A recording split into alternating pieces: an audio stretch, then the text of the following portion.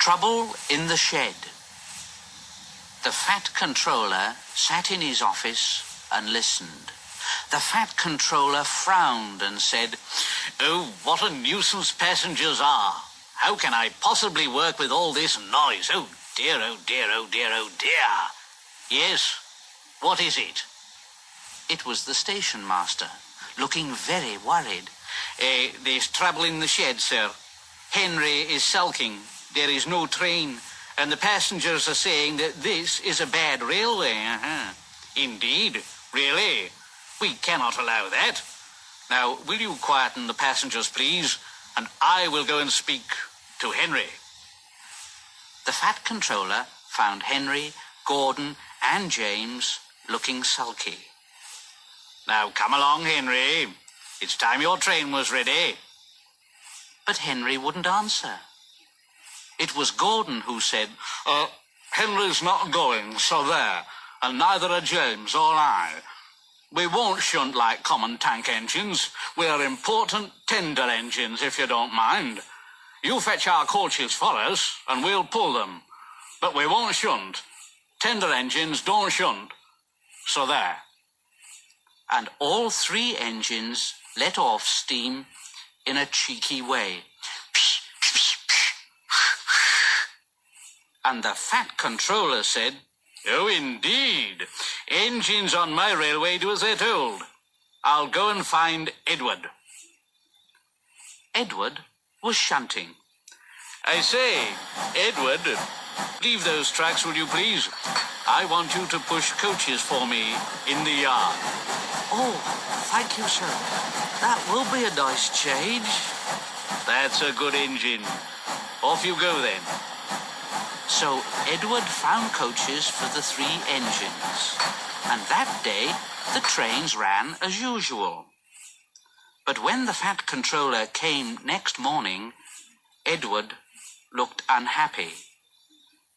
Gordon came past, clanking and hissing very rudely.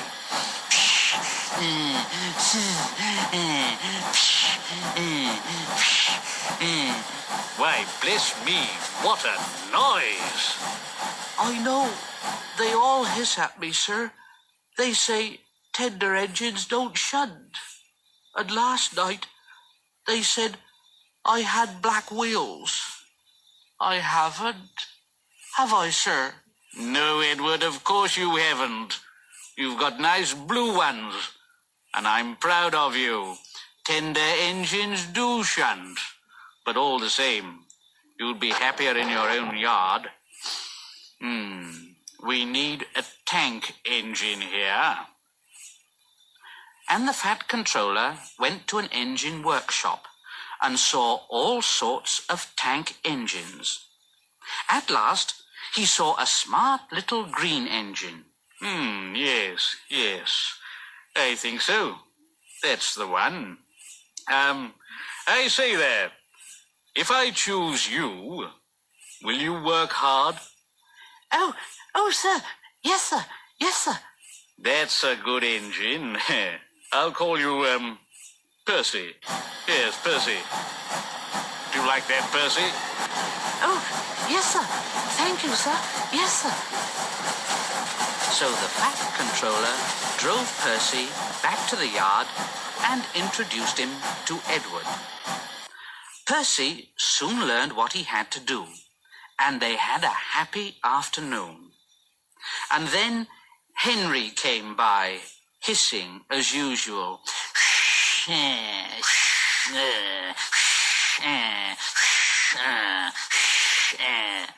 But Percy just went. That really frightened Henry. He jumped and ran away. Edward laughed and said, "Oh, how beautifully you whooshed him, Percy. I can't make a noise like that." "Oh, that's nothing. You should hear them in the workshops. You have to make a noise like that to be heard." Next morning, Thomas arrived. "Hello, Edward." "Oh, hello, Thomas. The fat controller sent for me. I expect he wants help." "Oh, he does indeed, Thomas. Here he comes now." Well done, Thomas. You have been quick. Now listen, Henry, Gordon and James are sulking. They say they won't shunt like common tank engines, so I've shut them up. And I want you both to run the line. Common tank engines, indeed. We'll show them. Well done, Thomas. And Percy here will help too. Won't you, Percy? Oh, sir. Yes, sir, please, sir. Edward and Thomas pulled the trains. They started at opposite ends and whistled to each other as they passed. There were fewer trains, but the passengers didn't mind. They knew the three other engines were having a lesson. Henry, Gordon and James stayed shut in the shed and were cold, lonely and miserable. They wished now they hadn't been so silly.